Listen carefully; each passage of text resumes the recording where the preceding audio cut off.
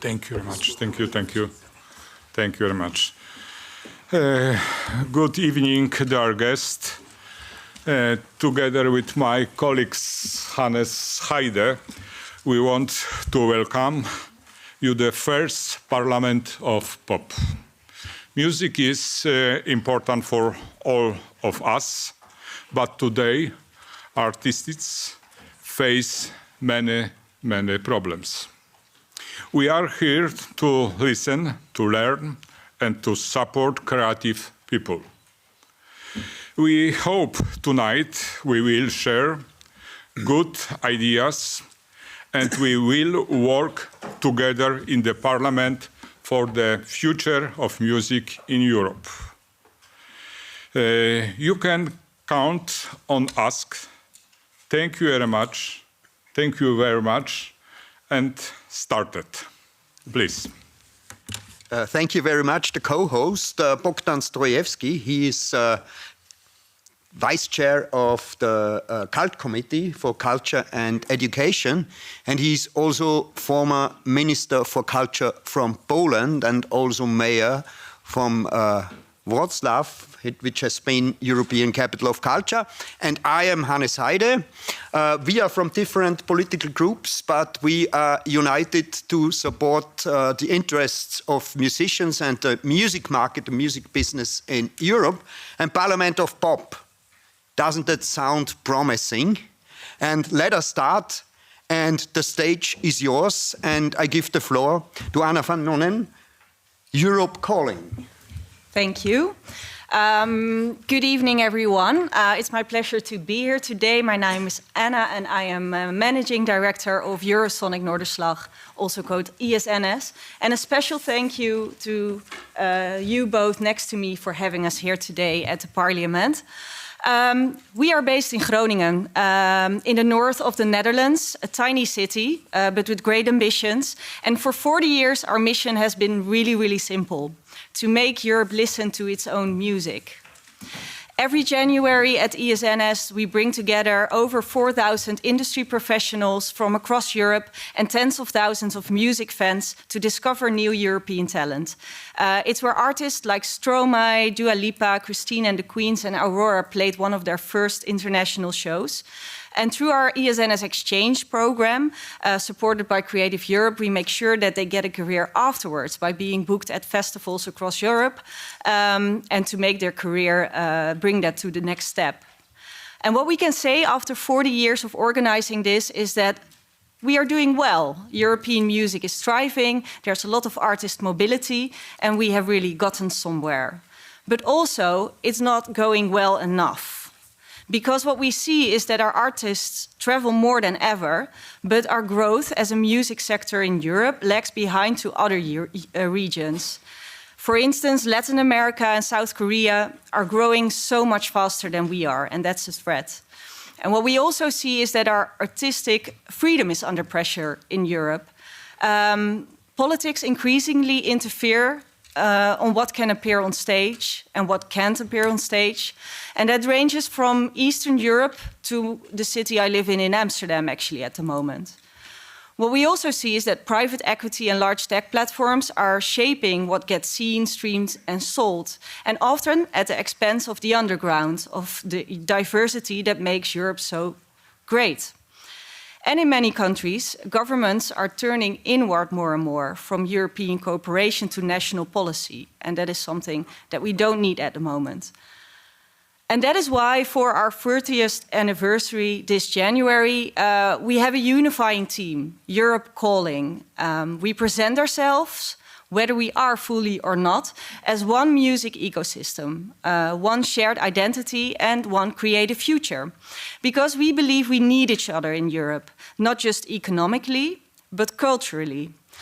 Music reminds us of who we are as Europeans, diverse, democratic, and, of course, connected.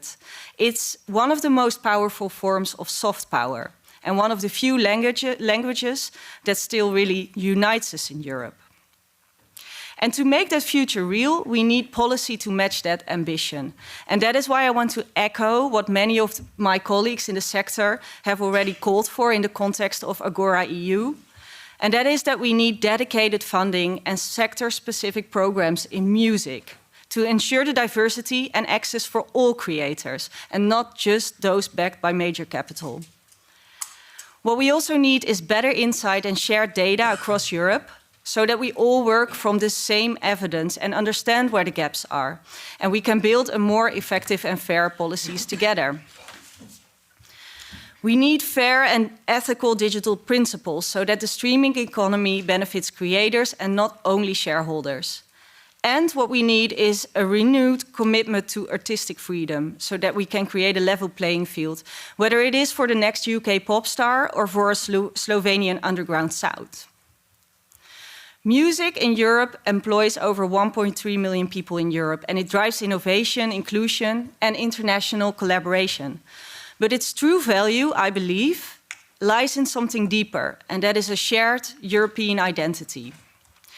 So tonight, we have the Parliament of Pop, and let's remember tonight, but also afterwards, please, that Europe is not only an economic project, but also, and maybe even more so, a cultural one. And let's use music as an asset in this project, because I truly believe that it is. And let's make sure that that heartbeat stays diverse, independent and free. So tonight, but also afterwards, Europe is calling. Thank you.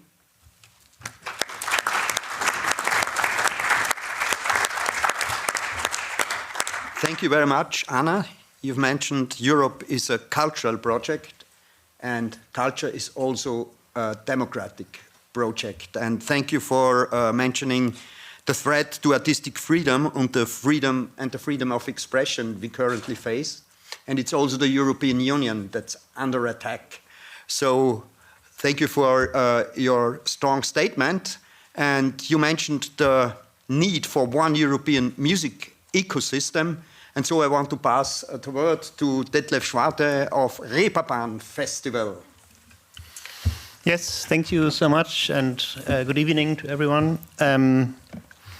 I've been given just a few minutes to speak about the European music ecosystem, what is a challenge, how you can imagine, because it's a quite broad topic. So I want to apologize right before I start that I maybe have to simplify a little bit. I've been asked from Manfred Tari to speak about the European music ecosystem because I had the privilege to contribute to a paper on this on behalf of the European Commission. This paper, the European music ecosystem, defines a framework to understand and strengthen our sector's diversity, creativity, and solidarity, and nothing less. And it's great to see some people who also contributed to this paper here in the room.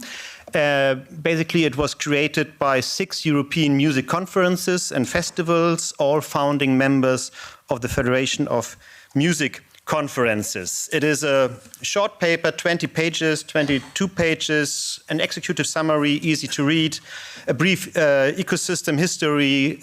We mention the key actors of the ecosystem, the role in EU policy, and some recommendations for the future are also included. Of course, also a formal definition that says what the European music ecosystem at least is, in our view. I brought 2 copies with me, so if you're interested in it, have a look at it, take it. But it is also available online on the website of the Federation of Music Conferences, musicconferences.org. You can download it there, and this executive summary also in more than 20 languages. But since time is short, I won't just describe the system and explain the definition. Instead, I'd like to draw attention to one specific point that emerges from the paper and that might spark our debate today. I would hope so. And that is the dilemma of the European music ecosystem. Our ecosystem is made of 2 kinds of structures. And again, I simplify here, but I apologize for that.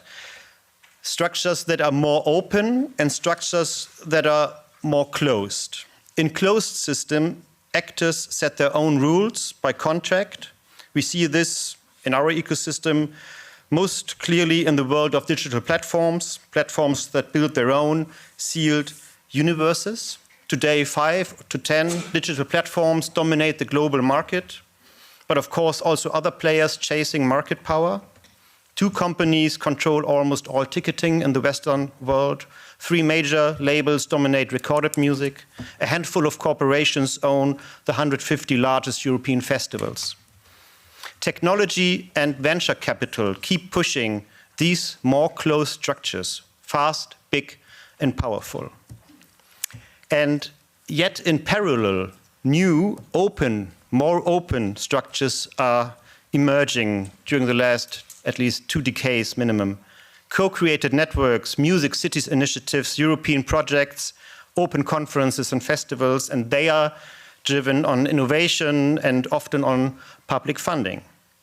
Between these 2 poles, open, and more closed, we find everyone else, the artist, the small and medium-sized music companies, and yes, also the fans, of course. Fans who are far too rarely seen as active participants rather than passive consumers.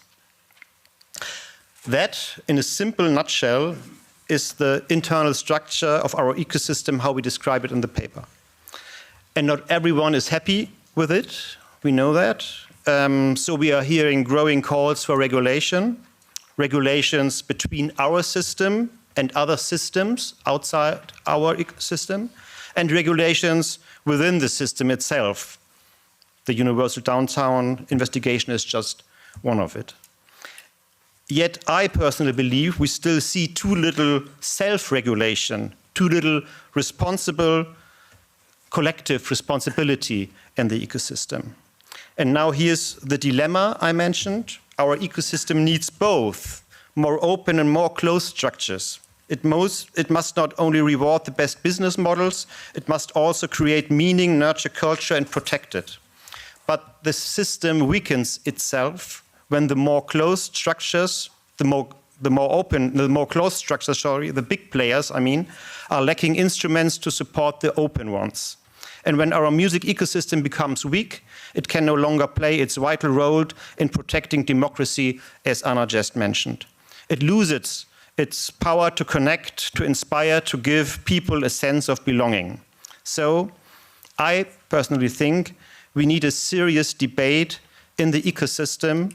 We need a place, maybe a really ambitious European music think tank, to reflect together and fastly come up with ideas and build tools to move beyond this dilemma. At Reeperbahn Festival, where I come from, our motto was Imagine Togetherness. Here in the European Parliament, I want to recall the motto of the European Union, United in Diversity. We need this unity in diversity inside our own small music ecosystem. If we as music people want to keep contributing to unity and diversity in the wider world around us and actually to our democracy and freedom. I truly hope this becomes part of the message that goes out from the Parliament of Pop here in Brussels. Thank you.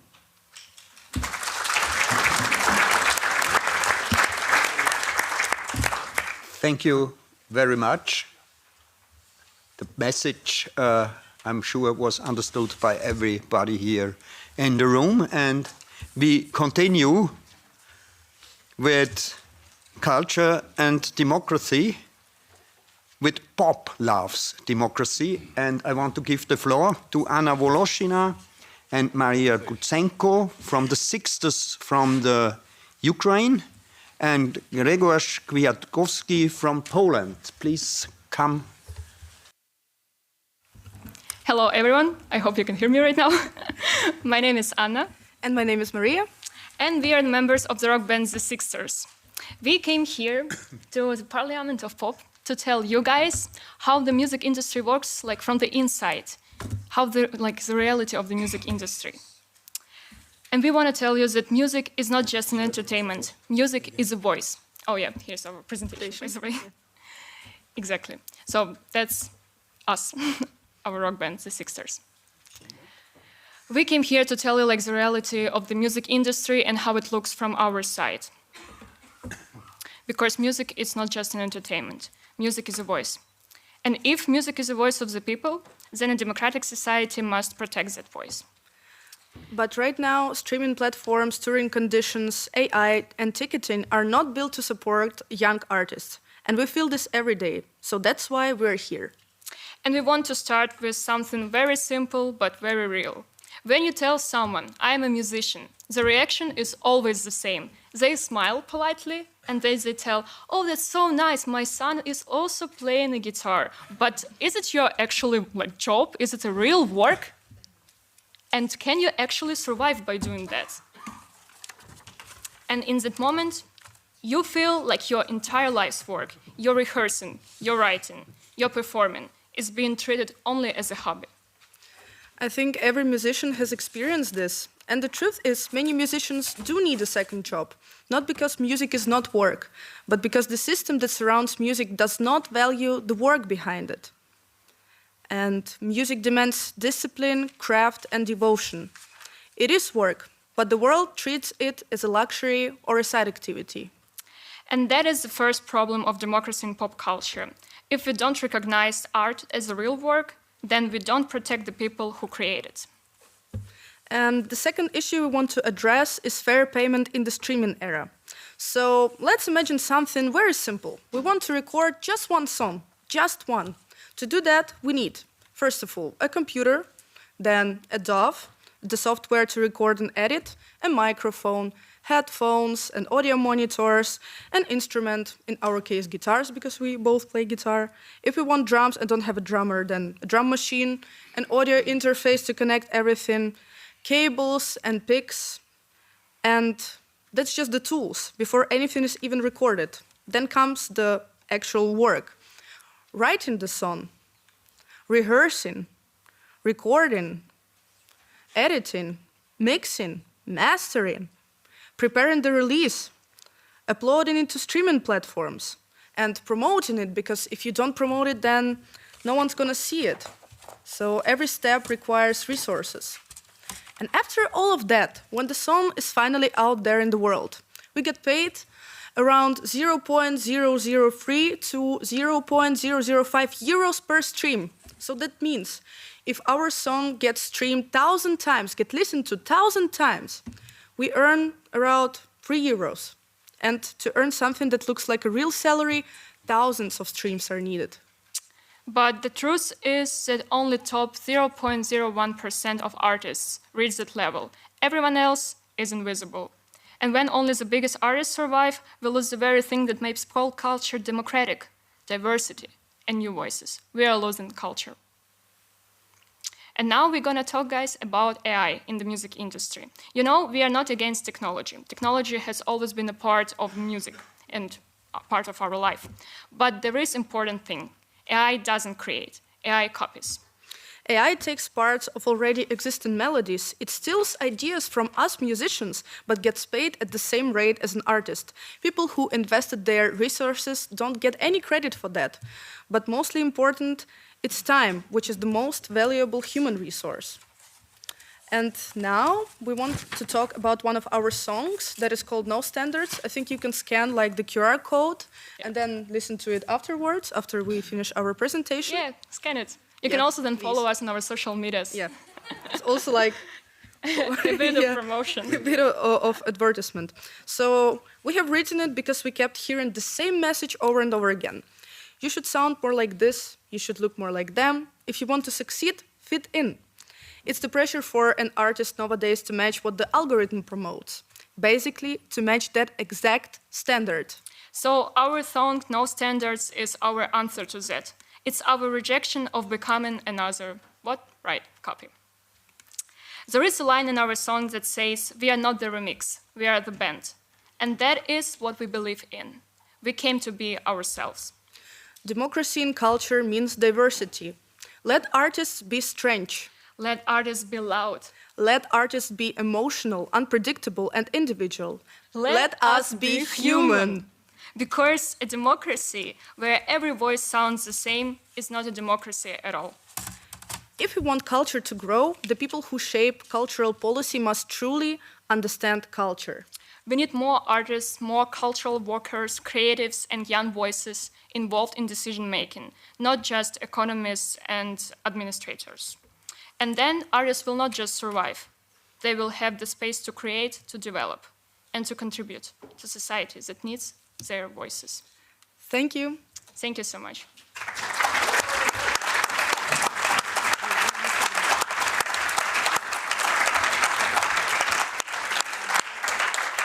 Thank you very much for your passionate plea. And I pass the word to Gregor. Thank you. Thank you so much. It's so hard to make a speech after your great speech. I'm a fan. I'm a truly fan.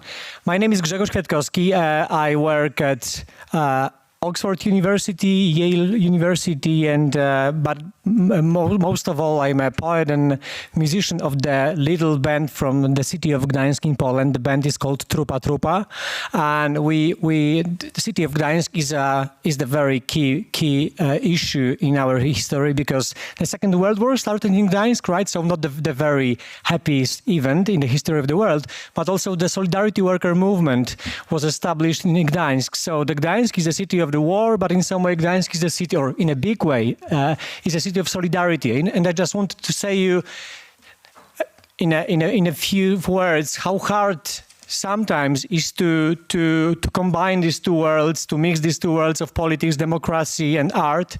I was always very afraid of the world of politicians, politics. I always thought that this is full of cynicism, thieves, and everything which is bad, because my experience is Eastern experience of a communism era, communism regime, post-Soviet stuff. So anyway, Gdańsk is for me like a model city for democracy. I'm super proud of being there. And a few years ago, we had a great mayor of Gdańsk, Paweł Adamowicz, great mayor of Gdańsk, very great, open-hearted, democratic mayor. And Paweł Adamowicz was a friend of our band Trupa Trupa, and he was assassinated in 2009. He was assassinated by the psychopath, but the point is that this psychopath was influenced by the hate speech, and this hate speech was produced by the national far right-wing government and national media. So for 1 year, every day, every person in Poland could learn something bad about Paweł Adamowicz, because the law and justice was fighting in a big way against him. The end was tragic. It was one big tragedy. One of the best mayor in the history of modern Poland was assassinated. He was murdered. And we, Trupa Trupa, we were in the middle of our world tournée. We just signed with a Nirvana label, Sub Pop from Seattle. And we went on South by Southwest Festival in Austin, Texas. And I thought that I have to do something, like a symbolical thing, something for my mayors, for my city. And I was so afraid that I didn't know that I will do it till the last seconds before the gig. And I said, this concert is dedicated to the memory of a mayor, Paweł Adamowicz, and this concert is like an anti-hatred gig, anti-hatred thing with anti-hatred message. And it was really crazy, mad gig. Very, very successful. Of course, then we experienced the backlash from part of the Poland, right-wing part of the Poland, that we use the memory of a president for our PR tiny reasons. I don't think so, but the point is that it opened me for the world of politics. It showed me that it's not a shame to touch the world of politics. It's not a shame to comment the political stuff. It's not a shame to use our voice and our art and to use the platform, artistic platform to do that. Later, I learned about such big heroes like the band Fugazi from Washington, D.C., about the post-punk scene of Washington, D.C., about American culture that was always very, very, very political active. And now I know that I wouldn't say that every artist should say something about the world of politics. I mean, I think everyone should do in the art world what he wants to do. But I think it's so great and so powerful. I don't think that even if artists are not saying something directly about the world of the politics, they are always touching the territory of hope, beauty, and human beings. So I don't know the better cure for hatred than art. I dedicated my life to fight against the hatred. My grandfather was a prisoner in a Nazi German concentration camp Stutthof, so it's always like this kind of a heritage gives me another fuel in this political. Yeah, in this political, artistical way. I was, just a few seconds ago, I was afraid that I'm saying political way. But yeah, I can say that, political and artistical way, and it's not a contradiction. I think this is the one world, and I think that art can really help a lot in the democratic issues. Thank you.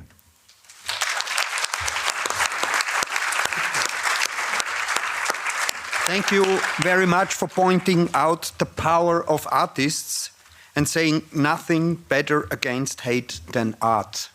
And we will continue with the stage with festival organizers, and I want to ask to take the floor Mika Kristoffersen from Roskilde Festival in Denmark, Dusan Kovacevic from Exit Festival in Serbia, and via digital, Tamás Kada from Sziget Festival in Hungary. Thank you so much for having us. Thank you. Thank you so much for having us. My name is Mika Kristoffersen. I'm here from Roskilde Festival, which is a major festival in Denmark. We're non-profit and we're independent, so we kind of stand out in that way. We're also volunteer-driven. We have 130,000 participants, and 30,000 of them are volunteers. So, let's see if I can change. It's not in It's not in presentation the, no. Yeah. It's not presentation mode. Okay, so yeah, I will just speak. So what's really important to us, Okay. yes. When we ask young people today to imagine a different future, they have a really hard time imagining something that's radically different from what we see now. Something that's really depressing is that when we ask Gen Z, and especially people below 20 years old, to imagine a different future, they imagine a worse one.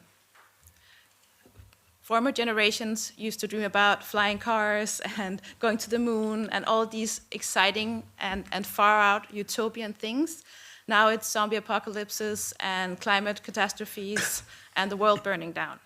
So if you can't imagine something, you can't build it. So that's what we see as one of our purposes, imagining a different future. So we talk about utopias and these high-flying, high-lofty ideals, but you need to dream big, and you need to do it in community, and you need to do it together. One of the easiest ways to do that is through art. Art makes you imagine things, it makes you feel things, it makes you want to experience something else. Can I change? I can't change. So one of the methods of change for us is art. So we want to stand really firm on those values. We want to use art, and we want to be a platform for change, be a platform for art. Yes, that one. So I brought this quote from Ursula Le Guin, an artist that says this really well. The idea that sometimes power seems inescapable and change seems impossible. But any power created by humans can be changed by humans. And art is a really great way of doing that. So resistance and change often begin in art. And that's what we want to be a platform for. We stand on the same values we did when we were founded. We're over 50 years old, and we were inspired by Woodstock. So it's the old hippie ideals, it's the idea of peace, and that's not old-fashioned. We still believe in peace. We believe in dialogue. We believe in coexistence, even with people that you don't necessarily agree with. We believe in human rights. And it might seem really basic, but these are the values that 130,000 people gather together around each summer. and have been for more than 50 years. We want to empower artists, and that's not only musical artists, that's also traditional artists and the participants and everyone that's a part of the music, the cultural industries, to dream, to imagine this and to do it together.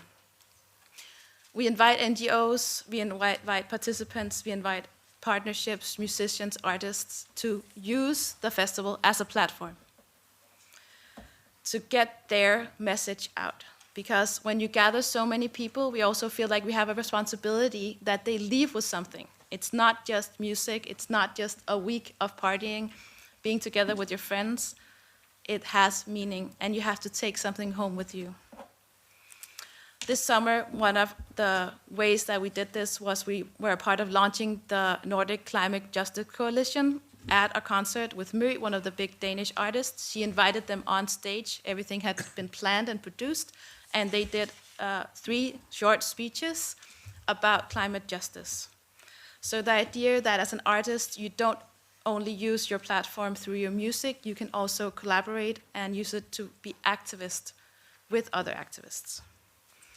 So to end, this is kind of one of the values we stand on. We want to inspire freedom, we want to inspire a different world, but freedom is choosing your responsibility. It's not freedom from responsibility. So that's what I want to implore you to take home today. What kind of responsibility do you see? What kind of responsibility can you play in ensuring that we have this artistic freedom, this artistic license to activism and to change and to dream of a better world? Thank you.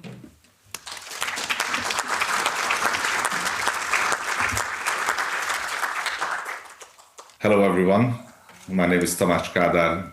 I'm the CEO of Sziget Festival. Sziget is one of the biggest festivals in Europe, and it was founded in 1993, so also one of the oldest in that sense. We host around 200,000 people every year, and the festival goes on 6 days. So it's a big event in the heart of Budapest, beautiful city. And our slogan for a long time is the island of freedom, because Sziget is really about acceptance. It's really about freedom, where you can basically be free and enjoy freedom for yourself, together with a lot of people, like-minded, open-minded people. We had a great edition in 2025, and we hope to see a great edition in 2026. However, political surroundings in Hungary, as most of you probably know, are not easy, sometimes difficult, but we are working on a great edition for 26 in an independent and really free and hopefully successful edition for 2026. Artistic freedom is one of the most important things when it comes to the festival, and when it comes to music industry at all. In the past few months in Hungary, we see a quite bad tendency which relates to artists who speak out on stage around different causes, different topics, not necessarily political topics.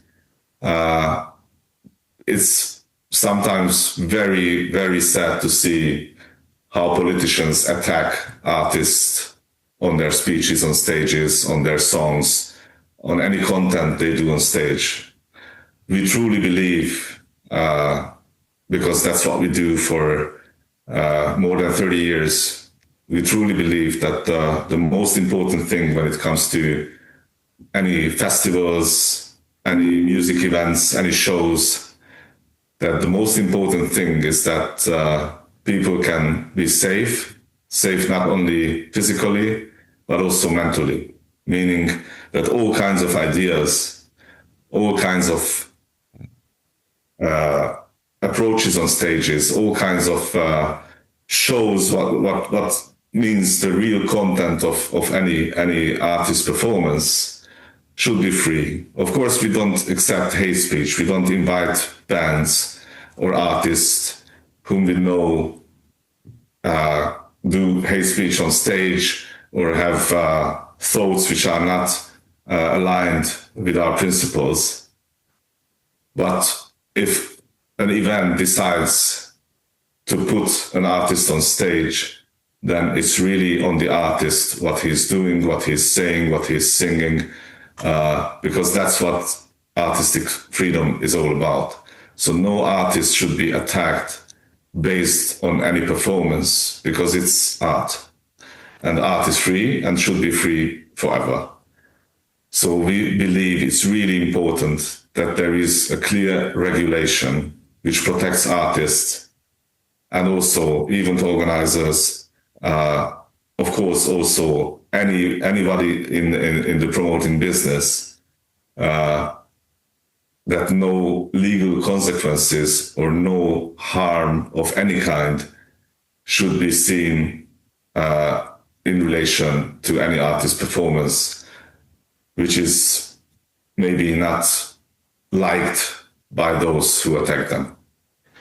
Because it's really on the artist to decide what he's doing on stage, not on the promoter, not on the politicians, not on anyone else, but it's the artist's decision what he's doing on stage.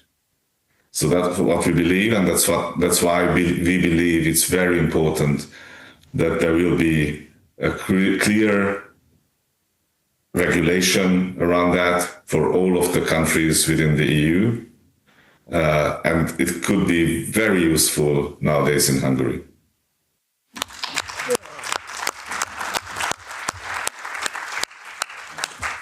Very important and is indispensable to hear from Hungary and as well to hear from Serbia. So, thank you. My name is Dusan Kovacevic, and I'm co-founder and CEO of Exit Festival, a multiple winner for the Best Major European Festival Award, and together with Roskilde, one of the very few remaining independent major festivals in the world. I was invited here to speak about freedom of speech for artists and culture workers. That is a topic that is becoming increasingly relevant across the world. And by coming from Serbia, a country where at this very moment freedom is being suppressed in ways that Europe has rarely seen in its modern history. Just 4 days ago, over 130,000 people gathered in my hometown of Novi Sad to mark a tragedy where 16 lives was lost due to a canopy fall of a newly reconstructed railway station. That sparked a massive student and civil protest because people blamed widespread corruption for the disaster and are demanding the rule of law. And the entire free-thinking, cultural and creative scene in Serbia supported the students, and the government response was very fierce. Blacklists were created, and all the culture projects, all the participants who supported the students are stopped. The funding is stopped. Actors lost their roles. And having in mind that most of the venues are state-owned, all the bands who supported the students, and that's almost all the bands, are now forbidden to play anywhere in the country. So basically, this has brought the entire creative and culture scene of Serbia to the brink of extinction. Exit Festival was born 25 years ago as a student movement against the dictatorship of Slobodan Milosevic. So we naturally supported the students. And the government response was immediate. They cut all of our funding. They threatened our main sponsor for 22 years to stop the sponsorship of the festival. They threatened our suppliers to stop to work with us. And officials of the Special Police Force threatened me personally, saying that if we continue to support the students, that they will turn the entire agency against me. We, of course, continue to support the students, and that's why, despite we brought over 300 million euros to the country tourism, and promotion that is considered as priceless, it's not possible for exit to happen in our country next year. But the repression in Serbia goes far beyond the culture. Universities are being cracked down on, leading scientific institutions dismantled just because they supported the students or they refuse to fulfill a quota and send PhD university professors to the government rallies. And I know that this sounds unbelievable, and sometimes, to be honest, even seems for us that it's a nightmare, but it's not. It's the reality that we are living in. And it's even worse than what I just said. So earlier this year, a young art student was brutally attacked. Her jaw was broken with a baseball bat by members of the ruling party. The attackers were soon pardoned, while many students who protested remain in custody. One of them was even brought to his father's funeral in chains. At this very moment, the mother of one of the victims of the tragedy is on hunger strike in front of the Serbian parliament, demanding justice for her son. And instead of meeting her demands, she is being assaulted and harassed by members of pro-government paramilitary camp nearby, which is a grotesque shield that authorities set up against their own people.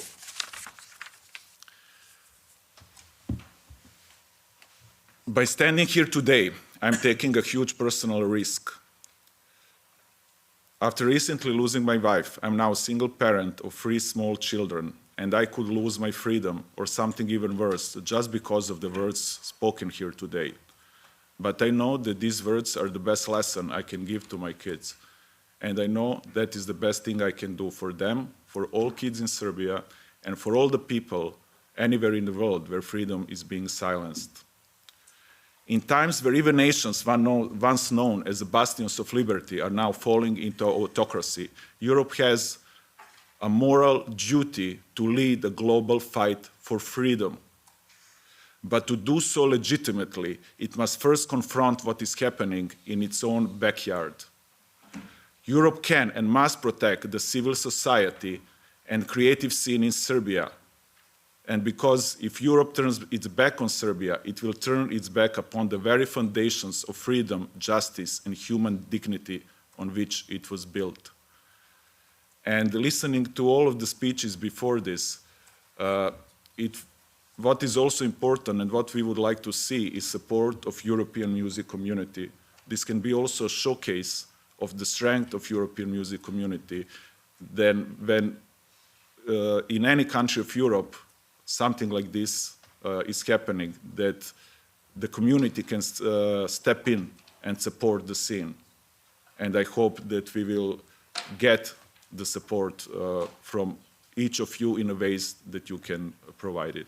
Thank you.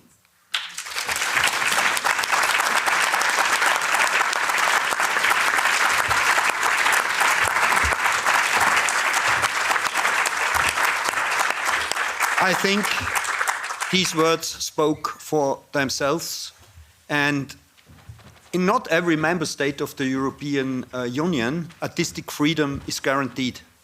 There are still member states where neither in the basic law or in the constitution freedom of expression or freedom of art is mentioned. And it's our responsibility as members of the European Parliament, as politicians, to promote freedom of arts in the European Union as one of the core values. And this is a responsibility, especially in the situation we are now, as the European Union is threatened and is under attack, and as democracy is under attack, and freedom of expression and freedom of arts. We continue with 2 contributions to the secondary ticketing, how values, added values are taken away from artists, from creator. And I want to ask the concert promoter Harvey Goldsmith from the UK and Claire Turnham from New Zealand, who is a victim of Viagogo, for their contributions. Thank you. I'm Harvey Goldsmith. I'm a promoter and producer, and I work globally, all over the world. I want to make the case for legislation on ticketing. Music is a universal language that crosses all borders. Contemporary music is more popular worldwide, not only with British and American artists, but of course with huge local successes as well. However, along with success, in this day and age comes greed. Live entertainment, particularly music, is starting to outprice itself. Alongside this popularity comes abuse. The entry point to see a live entertainment is a ticket. A ticket says where and when, date and time, and is proof of entry. A ticket is not a commodity to be traded. Currently, the price of a ticket to see your hero is so expensive that it is detrimental to upcoming artists, as music fans do not have spare cash to invest in seeing an unknown but up-and-coming artist. The business today goes on sale with the massive ticketed shows, sometimes 18 months ahead of the due date. And tickets for these popular artists sell out quickly with maximum prices and have allowed a secondary market to prevail. This secondary market now takes total advantage of fans. They earn on both sides of a transaction and often publicise tickets that in fact don't exist. They set their own parameters and no one is stopping them. The most abuse comes from platforms like Google, who are paid handsomely by these secondary ticket sellers and scammers and their agencies because they're earning huge ad revenue from every scam that's ever been invented. They have no skin in the game, and the money generated does not go back to support artists. The public are confused and downtrodden in the rush to see their heroes, and find that when they go online, the only place where they can obtain a ticket is through these sites, who are there to take as much money as possible, playing on the emotions of the fan. It's extraordinary that companies like Viagogo, who now own StubHub, have a stock market value of over $8 billion, earned entirely from the misery of fans. The secondary market is considered to be worth in the region of $16 billion. A lot of that money goes to individuals and criminal gangs globally. In the UK, it is illegal to sell a ticket on the secondary market for football for safety reasons. It is also illegal to resell an Olympic Games ticket. Therefore, why can't governments, who should have a duty of care to protect citizens from being ripped off, pass simple legislation to ensure that tickets are sold at face value plus an agreed booking fee? Poland has adopted this stance. Portugal has technically adopted the stance. France prohibits the resale unless the organiser consents. In Italy, it's illegal to resell a ticket above face value for commercial purposes. Ireland brought out legislation but refused to adopt it. If the EU as a whole would consider universal level legislation, millions of euros would be saved and could be reinvested in supporting young up-and-coming musicians. Once there is legislation, then the industry should be able to police it. That would then create the atmosphere for all countries to stop this awful abuse. The US Department of Justice is currently examining the whole issue of ticket distribution, as is New Zealand, where the government received 9,000 complaints in one season via Viagogo ripping off the public. Viagogo's response is, OK, that was the price of doing business. Multiply that up globally and one can see the scale of this abuse. Simple legislation to say that a ticket can only be sold at face value plus a booking fee of an agreed percentage, plus a resale site where tickets can put up for sale if you can't go to that event, again for face value plus a small booking fee, would become a benchmark for citizens of the EU. I urge you to consider it because it's getting out of hand. Thank you.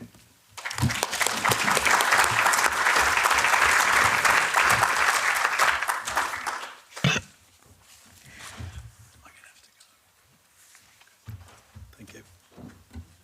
Harvey is already leaving us because he needs to go back to England tonight and catch the train. Harvey, many thanks.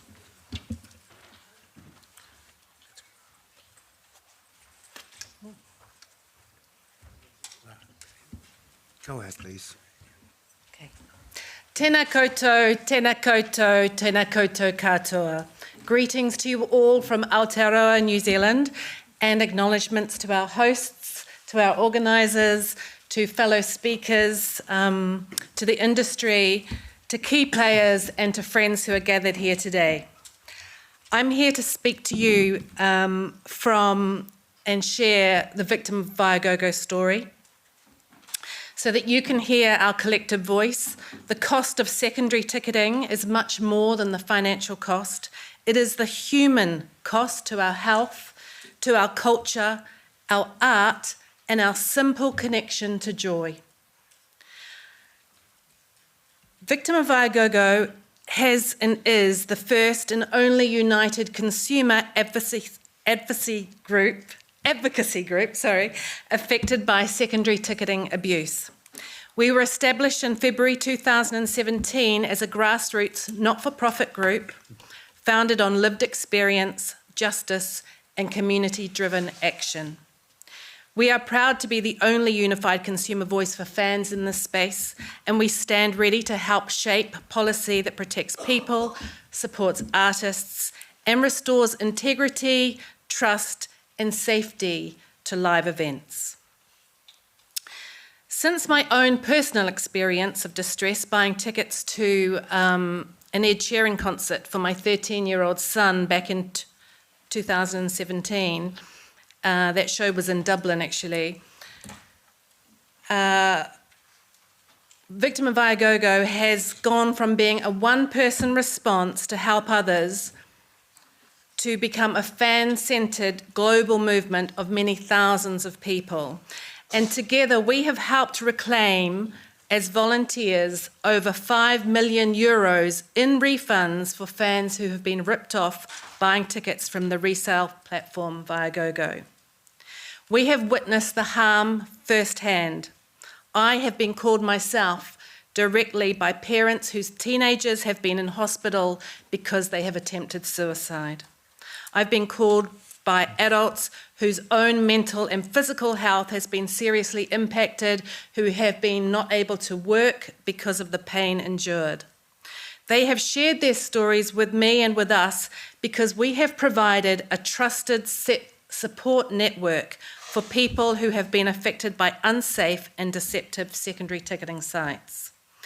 We represent thousands of fans across the world, including consumers within your member states, who have been overcharged, misled, and excluded from live events due to exploitative practices of the secondary ticketing market.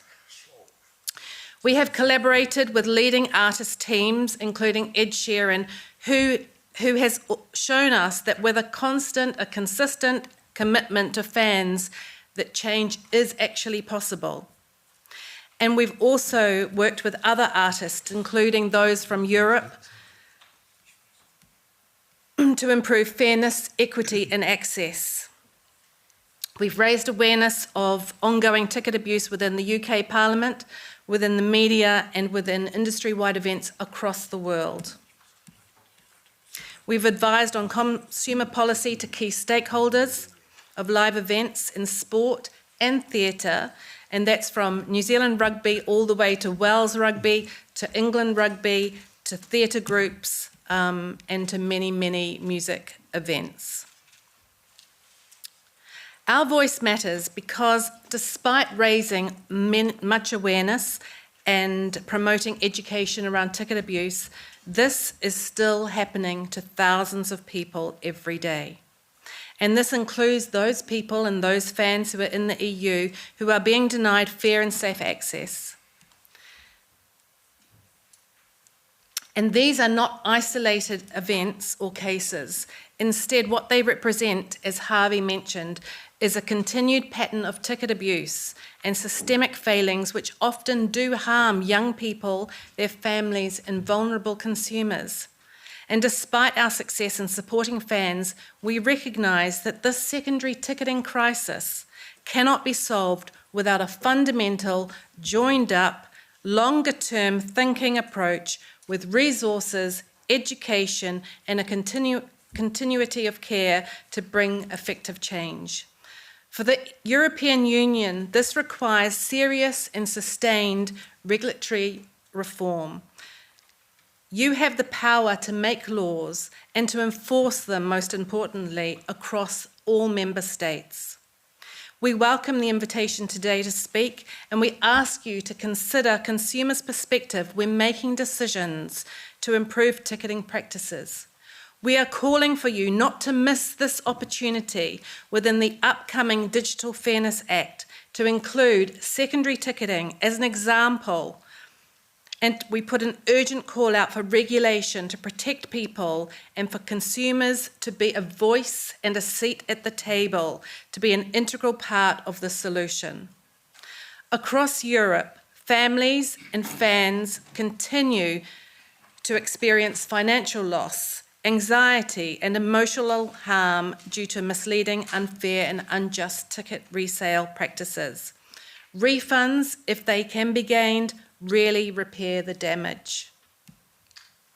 Even Europe's most celebrated artists, from Hans Zimmer, Andrea Bocelli, and Ludovico Einaudi, have seen that their fans have been exploited on secondary markets. And their promoters in the UK are now working proactively to protect their fans by taking down tickets from unauthorised platforms before they are bought. There are many artists, and I have many, many examples of them, from Harry Styles, Coldplay, Olivia Rodrigo, Taylor Swift, Formula One, and Adele, all across Europe, whose fans have been affected. Our vision is for a total transformation in ticketing, and we are calling now for everybody to be involved. Just as I was arriving today, I read a quote, and it said, "Where there is ruin, there is hope." That quote was by Rumi, and it just felt right today. We urge you to listen not just to platforms and promoters, but to fans who make live culture what it is. Together, by putting fans first, we can make a better and safer experience for all. Thank you. Thank you very much.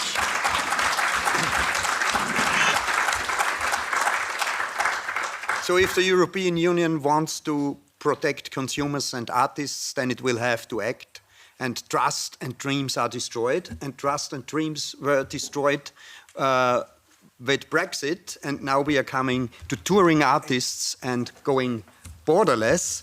And I welcome Jess Partridge. And later we are with Jules Holland. Or should we have it first? Yeah, I think we're going for Jules first. Okay, so because it was a good wordplay, later with Jules Holland, but now with Jules Holland. I'm Jules Holland, and it's a great honour for me to be addressing you, the members of the European Parliament. And the reason I am is because I want you to consider what's happening to musicians at Mother. Here are some down here, you can see them. But it's not just the musicians here in the UK, it's the musicians in mainland Europe. We're a great victim by Brexit, and it's difficult for us to tour in each other's countries, which it never was before. Music is an international language, and it's very important for us to be able to tour and in Europe and in the UK. I want European artists more than anything to appear on my TV show or on my band to appear at festivals around Europe. And anything you can do to ease in the barriers to doing that, all the musicians would be really grateful for. So thank you for considering this. It's much appreciated. You really are. Nice and short. Thank you so much for inviting me to speak here. And thanks to Jules for the intro. He's speaking very big picture there, and I want to go into some of the more specific elements. My name is Jess Partridge, and I am the Executive Director of EMA, the European Music Managers Alliance, and we're a funded network through the Creative Europe. So music Well, culture, and particularly music, has always been a powerful bridge between the UK and the EU. We know this before trade agreements and treaties. There were music and theatre travelling across Europe in a very open way. But today, that bridge is completely under strain. Since Brexit, touring has become very complex, as Jules was saying, costly and often unviable. Artists, managers and venues are navigating bureaucracy now that just isn't meant for cultural exchange, which is a huge, huge issue. It's more important than ever to boost European music as a whole as well, including the UK, to ensure a competitive market as the global industry grows. So we think the time is now. We need a UK-EU artist treaty, and we need to repair that creative connection. So what could that actually include? So, shared investment, rejoining Creative Europe or its successor Agora EU is an essential part of this. It would restore funding for collaboration, innovation, joint cultural projects. It would benefit both sides enormously. It would allow independent artists, companies and organizations to access vital transnational support, benefiting the wider music ecosystem across Europe. Coalitions for change are building. We know this, with the likes of UK Music, the Musicians Union, ISM, Live, and others coming together to turn these ideas from a principle into a practice. Its mission is to transform the published UK-EU Summit's Common Understanding, which you can read online, into meaningful action. The intent is there, and now we need delivery. So apart from that, mobility and touring, as we've already started to mention, there are some key issues that we really do want to see legislative change on. We need to level the playing field, introduce visa and work permit-free travel for artists for at least 90 days across the EU, UK and EU. Freedom to tour must be the freedom to move, not paperwork, not piecemeal exemptions for different artists of different kinds. We also need longer-term touring solutions. The 90 and 180-day rule is unworkable for large concerts, for theatre tours, for orchestras, meaning these jobs are less sustainable. Skills gaps are created, and it's additional work for those organizing, not to mention the sustainable element where people are having to travel back and forward. We need flexibility, and we need a system that recognizes professional mobility, not punishes it. Carnets are a huge issue. We hear it all the time as music manager representatives. The cost of them, the admin, it's so excessive. We need to seek an exemption or reduce process for touring artists. These goods are not being sold, they're just being taken temporarily. VAT and duty on merchandise is also another issue where a unified approach would support small and mid-tier artists who really rely on that income. So coming to one of our key topics at EMMA, which is withholding tax. Among all these issues, withholding tax, we feel, remains one of the most urgent and unfair. It is a complex web of rules that makes European touring an administrative burden for everyone involved, but especially managers. The way withholding tax works is it deducts up to 30% of an artist's gross income before expenses, making touring financially impossible. It makes last-minute opportunities unthinkable because of the forms, everything that needs to be collected, and high-quality productions often unviable. For instance, if an artist's fee is just about covering the cost and the production, the tax on top of that, on the gross, makes it impossible to proceed with. Even if they can eventually claim it back, it's an issue. More than this, negotiated trade agreements with international artists from the US have thresholds allowing each musician, not each band, each musician, to earn up to $30,000 before withholding tax is deducted. This means we're giving musicians from the US a huge advantage and benefit and not giving it to each other within the EU. So at the European Music Managers Alliance, we have led the campaign for reform, and we see that there is change. Netherlands, Denmark, Ireland have already removed withholding tax, and we want to see a directive introduced that would at least recommend thresholds like the ones the US have. This is a wider movement momentum is building. We need to see the UK and EU working together better for culture. Politicians don't need to invent the solutions. We have them already. The sector already knows what we need. So we just need policy to follow that. A UK-EU artist treaty should re-establish Creative Europe participation, enable frictionless touring through visa and carnet reform, fix withholding tax, create fairer and more competitive environment for European artists, and crucially, recognize culture as a pillar of our shared prosperity. So, the creative industries have always led where politics follows. Let's show that collaboration still works and that art, not administration, can define our future. Thank you.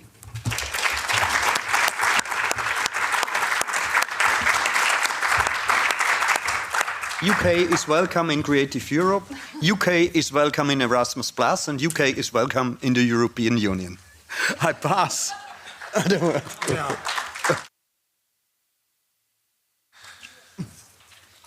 So, next speakers are now on the way to the stage here.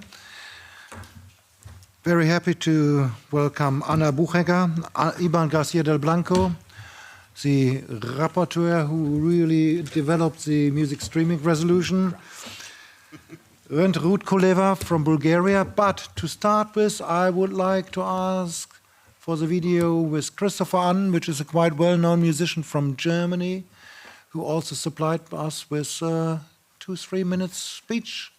And I hope this one will come up right now.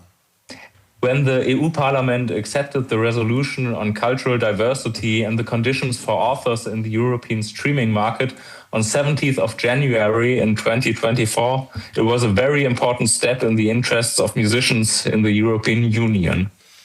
It made clear that the described problems of artists barely being paid for their streamed songs were no unlucky individual cases, that the described lack of transparency were not just anecdotes, but there was more to these cases. The study Remuneration in German Market for Music Streaming by Jana Kostas and Patrick von der Au, published in spring 2025, says that 75% of the music streaming payouts would go to 0.1% of the artist channels. 68% of the artist channels would be paid less than €1 per year. And further, the majority of the surveyed artists says they are not paid properly and the system is intransparent. Artists need fair payouts. We need an equitable remuneration for our work. The basis for negotiations on equitable remuneration is transparency. We need to know at least about the frame of the contract between the rights holders and the streaming services. And we need to be enabled to control our license billing properly. To the problems with music streaming, other situations are added. Ticket sales for small and middle cap shows are going back. AI has already taken away monetarization. Public funding is shrinking in parts. All this is leading to a loss of diversity and a lack of newcomers. Many musicians and following many workers in the music and event industry are leaving the sector. The European Parliament did its job. Now it's up to the European Commission to convert the resolution into proper legislation. Thank you.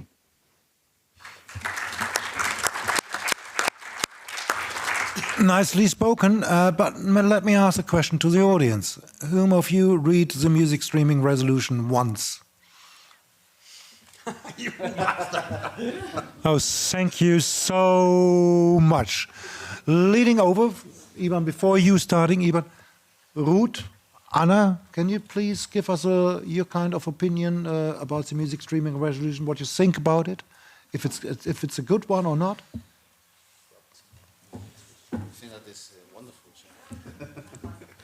Push a button, please.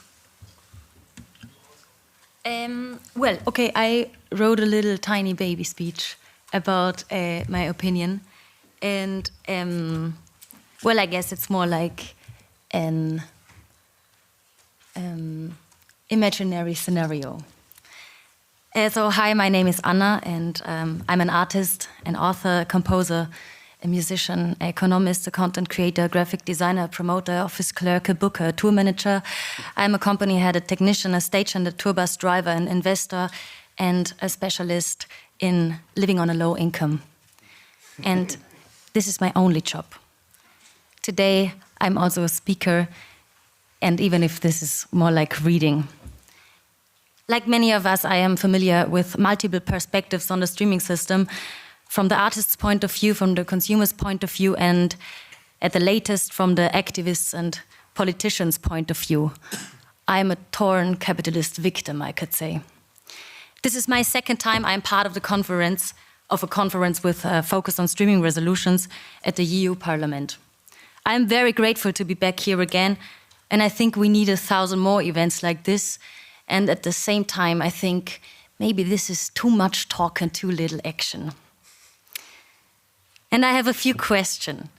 Is all this talk still relevant when we all together already agreed that the streaming market system is unfair and fraudulent? Can we really influence a powerful streaming provider and convince them to create an author-friendly, more sustainable market? Or are these wasted resources? Yes, this is a rhetorical question, but I would like to answer it.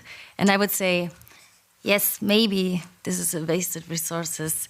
And I have to admit I'm an expert when it comes to wasted resources. I mean, why would a platform like, for example, Spotify with a CEO who invests 600 million euros in war be interested in fair conditions for artists? And I have a naive vision. A thought experiment, an imaginary scenario.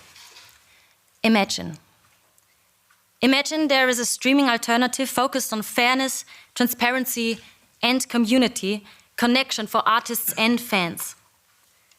My naive vision is a European lead and based platform, a platform based on a user-centric model. So each user subscription fee would only be distributed to the artists and labels that this user is actually listened to. So those who listen to you, pay you. That would be direct, fair, and transparent.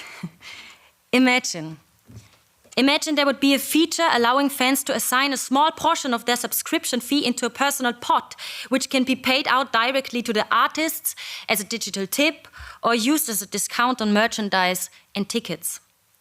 That could build a bridge between digital listening and live concerts.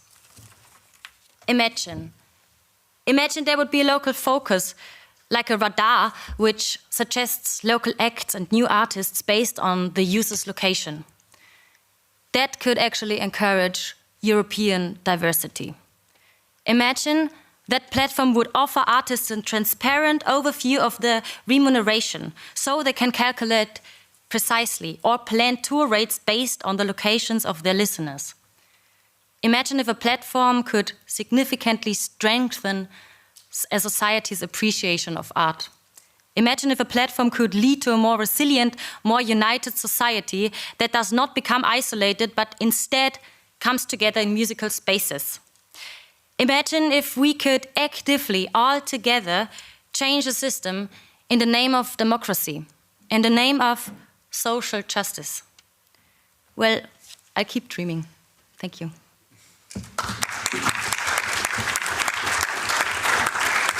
Thanks very much, Steffo. Ruth, can you please let us know your point of view? I have different problems. That was beautiful. Thank you so much. I can very much relate to every single word you're saying. But I come from Bulgaria, and in the last few years, we've been doing extensive work within our region, the Balkan region, which consists of around 55 million people. There's, of course, member states, as you're aware, in the Balkans. I heard many times today the words diversity, inclusion, democracy, but unfortunately, these words are not very adequate when we're talking about the Balkans. I'll just give some numbers in perspective, and then I'll talk about the streaming realm. So artists from Southeast Europe, from all the Balkan countries, represent only 0.6% of 2025's lineup of some of the biggest music events for emerging talent. That's 11 out of 1,713. For Creative Europe, cooperation projects from the Balkans are 30% less for the previous period. We have not seen the so-called diversity and inclusion in practice, in reality, for the most time we've been equal members of the European Union. The digital world. For the whole 55 million market, the Balkans, there is not a single regional manager or curator for Spotify.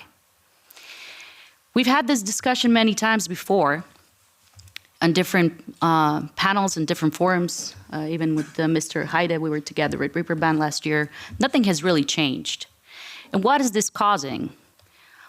For many artists, the demonetization, the 1,000 stream demonetization of Spotify has completely erased any profit that they have from Spotify. 65% of the surveyed labels, independent labels from the Balkans, which are 71, some of them are some of the biggest catalog owners in the region, said that they have been hit very hard with the new policy.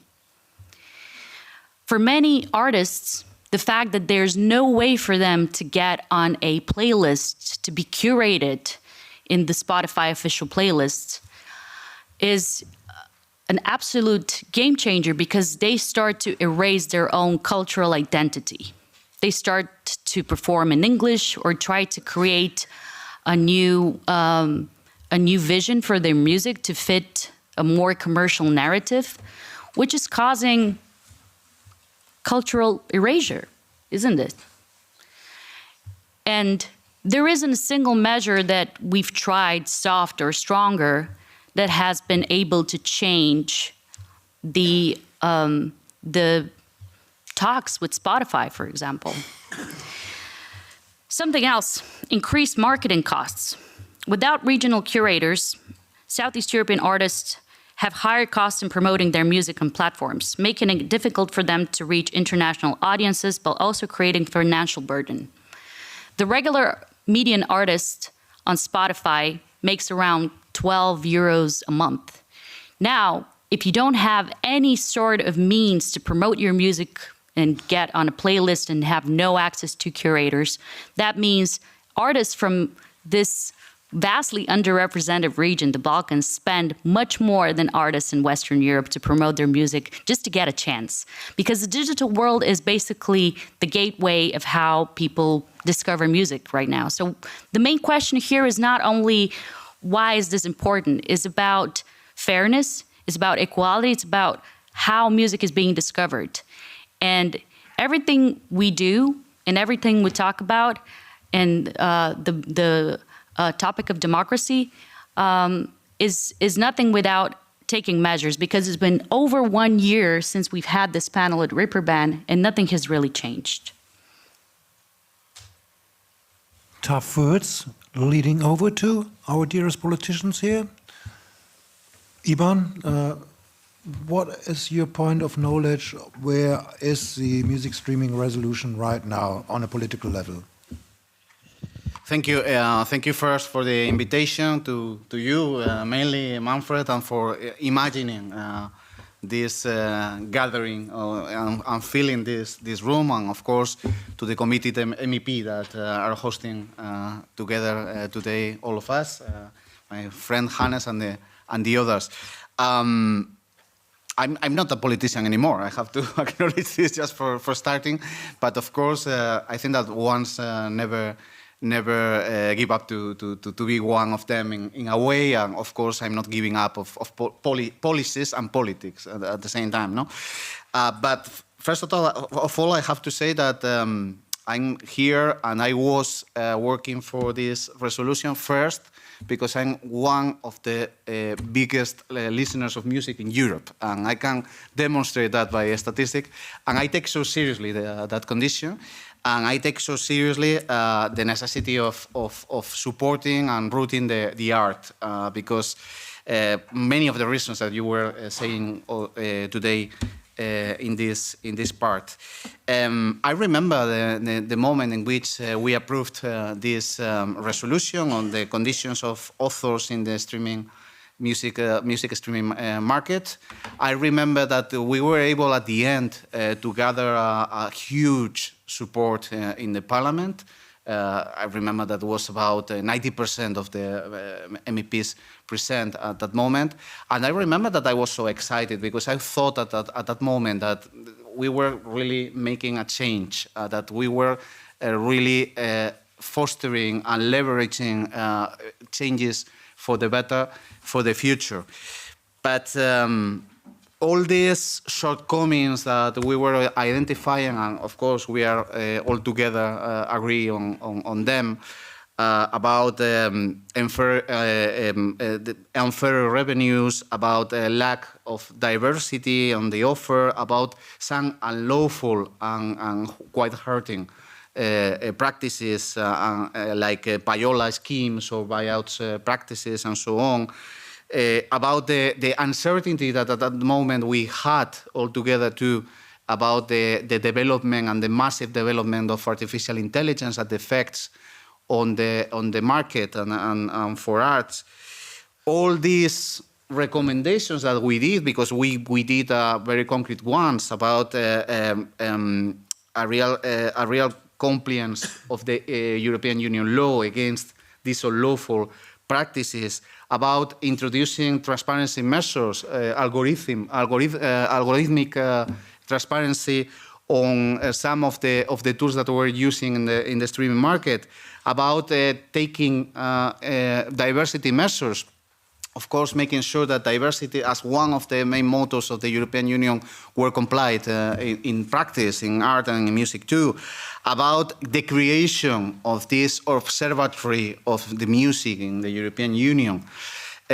I see now the landscape, and I have to acknowledge that, and on that I really disagree a little with Anna. I see that we are not doing nothing. I think that this is worse than that.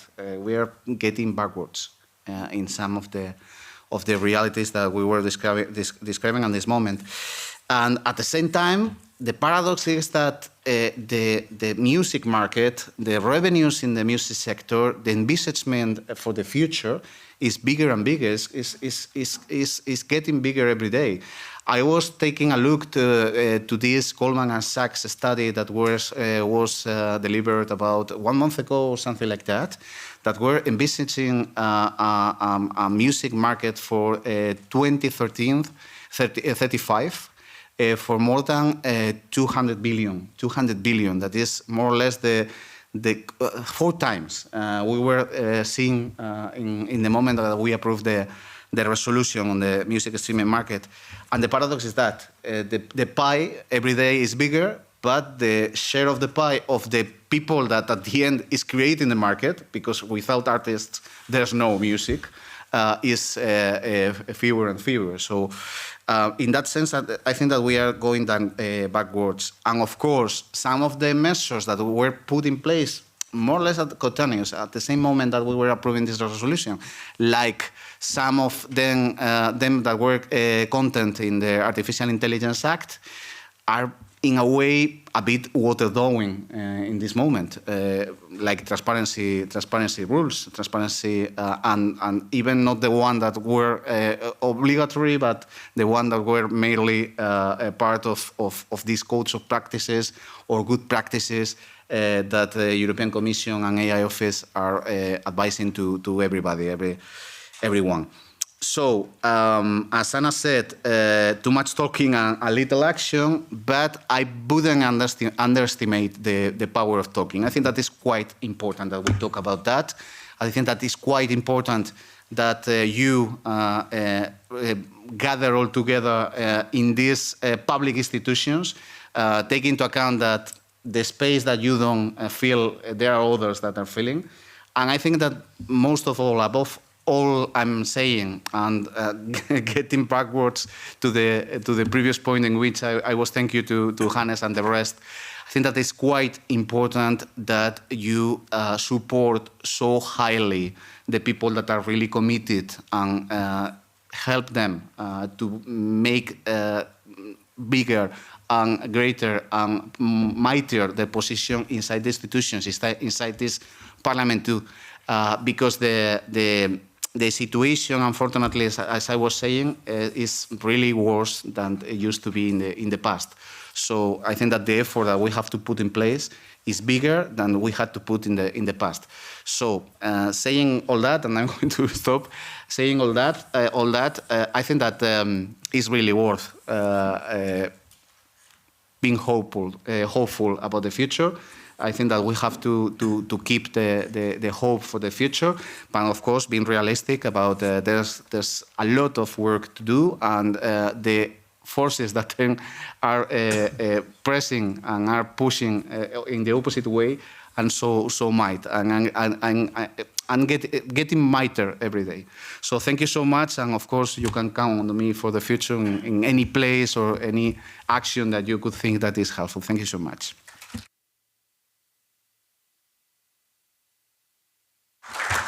Hannes, my question to you. Would it help if Anna and Ruud write to you and Ursula and Glenn Mikalev on a daily basis, like to get you guys a little bit more moving faster? I think that wonderful things she does in her artwork, she shouldn't write every day a letter. Not to me, she could, but to Ursula. Well, I would do that. She doesn't have to write to Glenn Mikalev because he is committed. But that shows how important it is that we are in a permanent dialogue working together. Because there were words about politicians, and there are different kind of politicians. There are the ones who are passionate, who are committed, but also competent as you are, because your work was tremendous, and it is proof what politicians, lawmakers can achieve.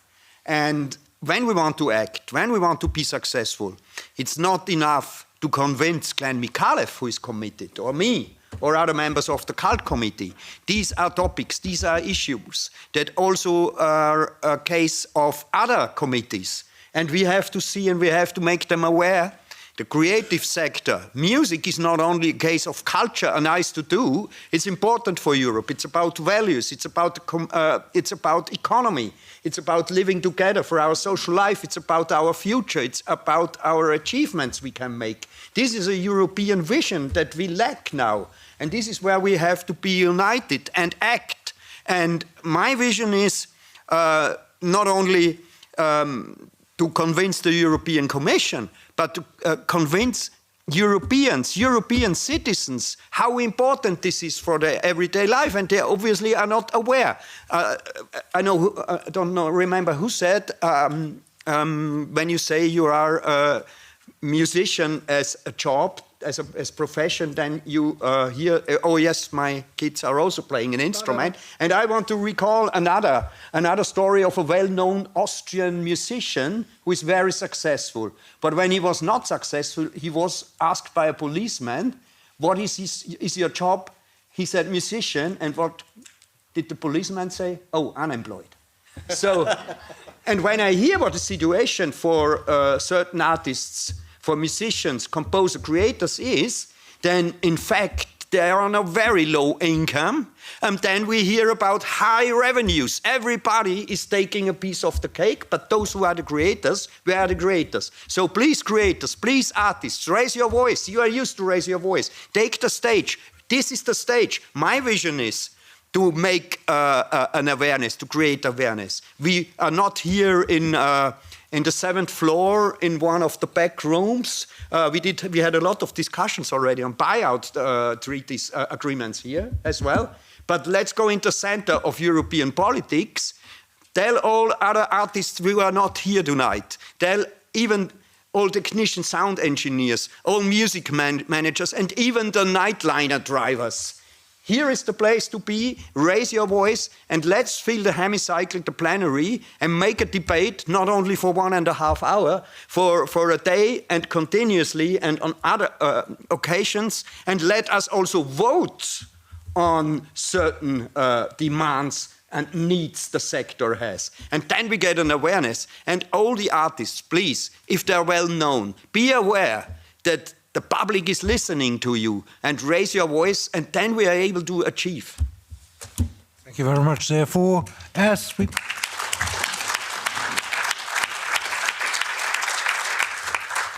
we are really running a little bit late here, and it's a tough thing. So, very short route, and then I would like to head on to let the artists speak. Yeah. Yeah, it's a tough one to say anything after what you just said. But ultimately, there's also a very practical reason why streaming should change. And as bigger that streaming is becoming, how many 100,000, 150,000 songs a day, and the less artists are making from streaming, they will more heavily rely on subsidies. And we're seeing this in Bulgaria. We're seeing artists being in more difficult financial situation. Costs are rising, but the money from streaming that they're receiving is absolutely a joke. I have been an artist for over 20 years. I have 4 albums, numerous singles. I have made more money from buying very small amount of stocks in Spotify this year that I have made for my 80 songs catalog that I have on the streaming platform. And I have invested over 250,000 euros over the years for my albums, for my videos and all that. There has been absolutely no balance in the investment and the revenue. And this is the story of almost every artist that you would meet except for the very small 1%. Yeah. Thank you very much, Ruth. And when I came up with the agenda for this conference, we was talking about artists quite a lot and unemployment and now, and thanks very much for you guys telling about how much you earn. I would like to lead over to the next topic, which is headed by Kiki Ressler from KKT, talking about the subject of social ticketing, because we was talking a lot about like artists, but we never talked about the audience. So now Kiki will talk on behalf of your audience here. Thanks very much, guys.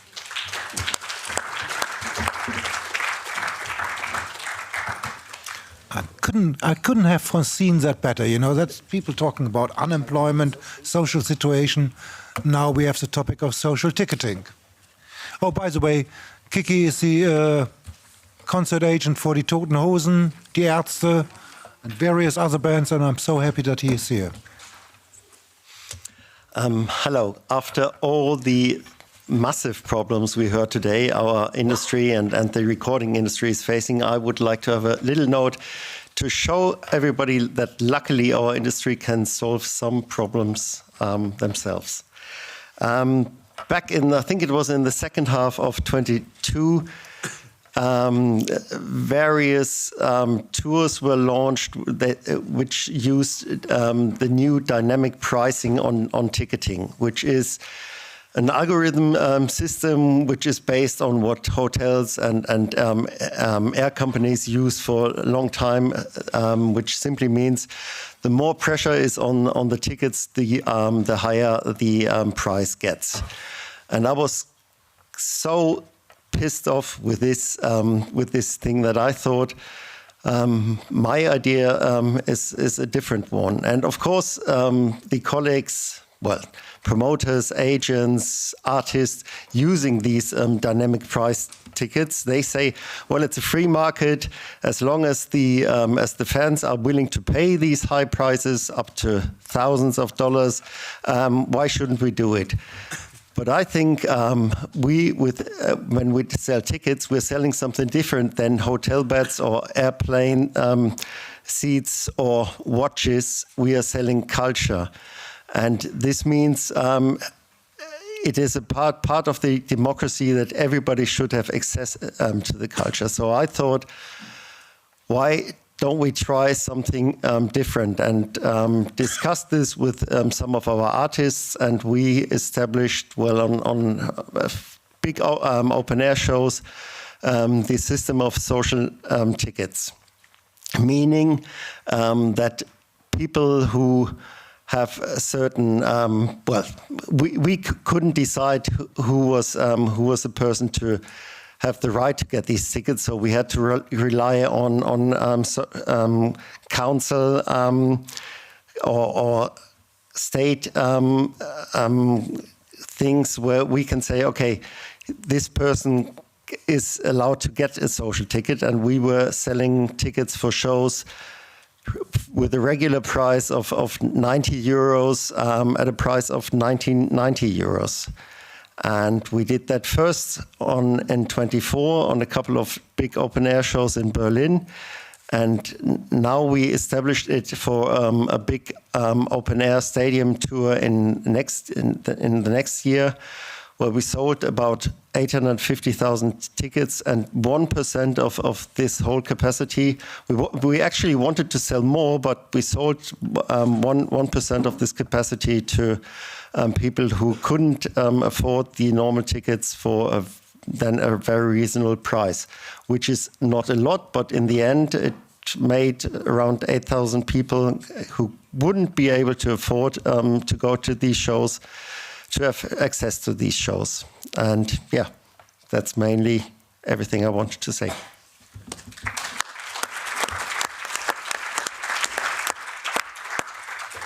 Kiki, I really love this idea. You know, like we're talking about high ticket prices, and that's the total opposite of it.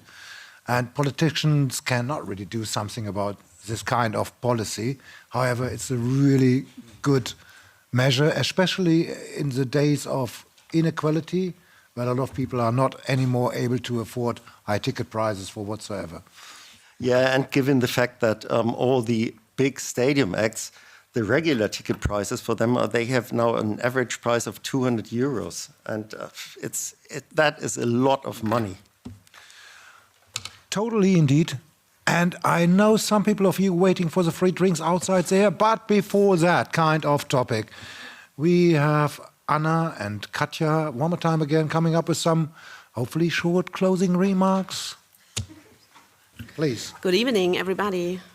Nice that Crucial Mass is still here. That's very good. We are not the mix, we're the band. I think most of us being here today, not the politicians, having jobs because of the artists. And therefore, the artists are so important. And I really loved how all the artists were talking today, what they were talking about. We heard Christopher Ahnen, one of the bands, Annenmai Kantereit, we funded in the beginnings, and nowadays they do not need us anymore, and that's very nice. My name is Katja Lucker. I'm the managing director of Initiative Musik, and I started 2 years ago working on the federal platform, so to say. We are here today on behalf of the Initiative Musik, the central funding body and platform for music in Germany. And we're no strangers to working in the intersection of politics and pop music. The majority of the budgets allocated to us for our work comes from Germany Federal's Government Commissioner for Culture and Media. So we heard so much about politicians, what they are doing and what they are not doing. And I think hearing all what we heard so far, democracy is a really fragile thing. And I think we have to fight. And what I really love so far, and thank you, Tari, for bringing us together, we are not alone.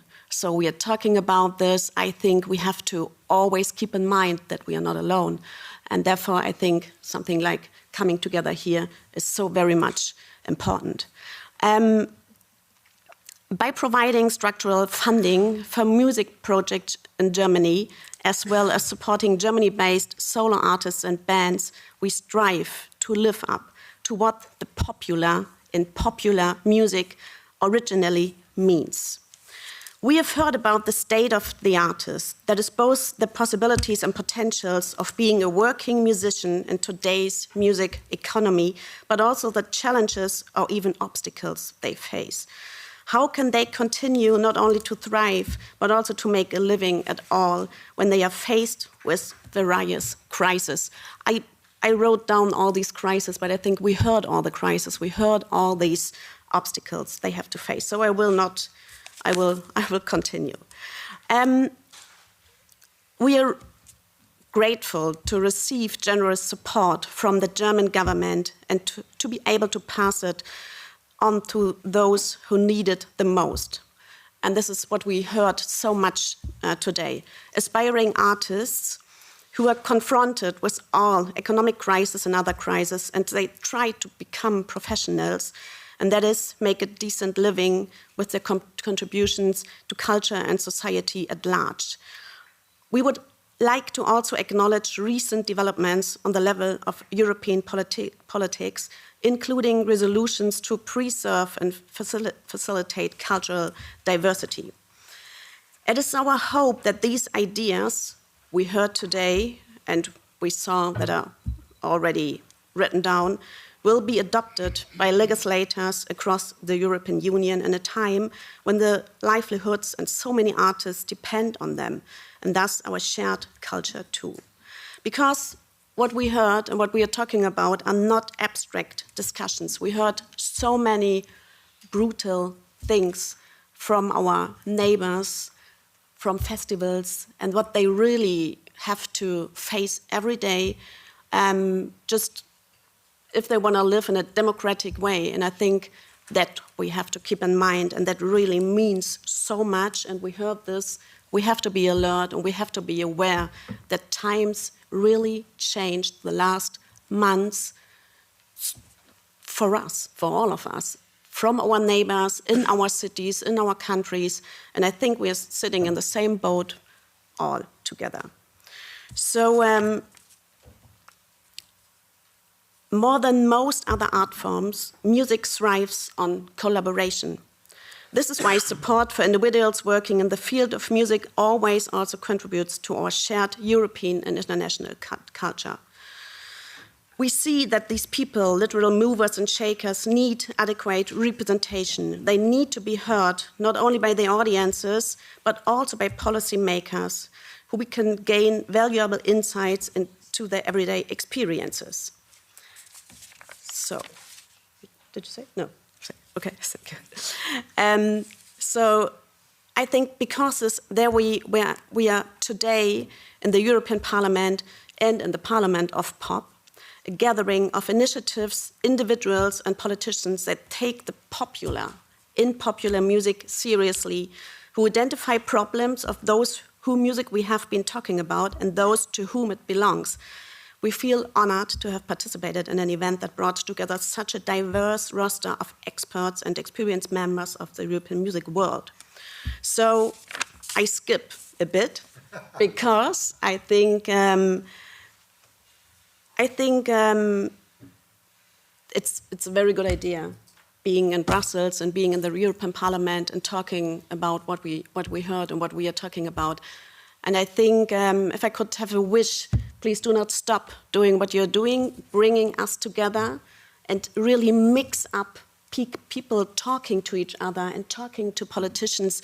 And I think this is really the inner circle of democratic, that we never stop having a dialogue. Thank you.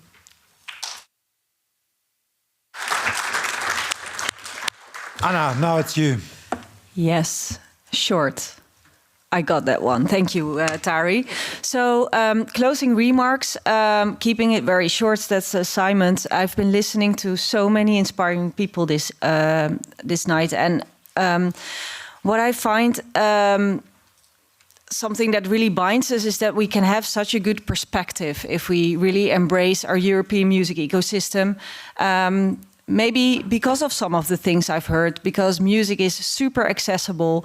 So many fans are listening to music. It's such an easy form of art to engage with. And this accessibility makes that we can really thrive. And also, I think we need to collaborate because we see a lot of private equity and a lot of circulation of money in the sector. But that doesn't have to be a bad thing. That can make the opportunities to distribute music towards fans even better. But at the moment we see that there's engagement between the artist and the fan is a little bit off balance. And I wanted to end somewhat with a cry for help for Europe. Help us fix this. Help us fix that private equity and the underground don't always work together well enough. And let's cooperate in that. And make sure that artists have a level playing field and good access. Whether it is across regions, whether it is across talent stages, let's work together on that as well, and thrive and aim for fair remuneration as well with all these new technologies coming towards us. Ending on a personal note, because I was truly moved by what Dusan of Exit Festival told us, and that is also why in which I've started my speech in the beginning. Artistic freedom is so important to underlie all of this, and I think this is also something that we should tackle as politicians, as policymakers, and as everyone that is part of this music ecosystem, because what happens in regions such as Serbia at the moment affects us everywhere across Europe. So if we want music to be the soft power that it can be, to combine a European shared identity, we should all feel responsible for that. Thank you.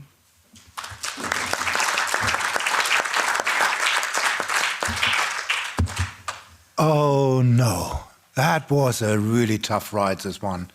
First of all, many, many thanks to all of you who attended here today.